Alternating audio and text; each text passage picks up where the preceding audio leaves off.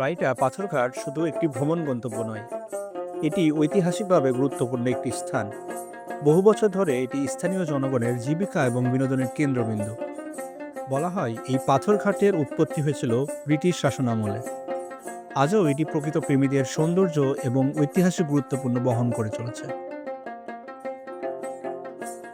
রাইটা পাথরঘাটের আরেকটি বিশেষ আকর্ষণ হলো এখানকার বালুচর। দূর থেকে বালুচরের দিকে তাকালে মনে হয় যেন মরুভূমির পাশে একটি নদী বয়ে যাচ্ছে। বালুচরের এই স্বর্গীয় সৌন্দর্য ভ্রমণ পিপাসুদের মুগ্ধ করে। এখান থেকে নিয়মিত বালু উত্তোলন করা হয়, যা স্থানীয় জীবিকার একটি গুরুত্বপূর্ণ অংশ। উত্তোলনকারীরা বালুচরে যে রাস্তা তৈরি করেছে তা পুরো জায়গার সৌন্দর্যকে আরও বাড়িয়ে তুলেছে।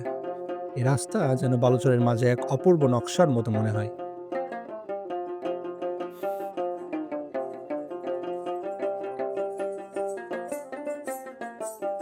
এখানে এসে আপনি নদীর জল, পাথরের ভাস্কর্য আর চারপাশের সবুজ প্রান্তর দেখে অভিভূত হয়ে যাবেন।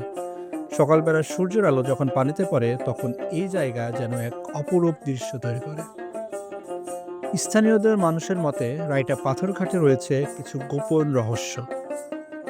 কেউ কেউ মনে করেন এই পাথরগুলো হাজার বছরের পুরনো এবং প্রকৃতির এক বিস্ময়।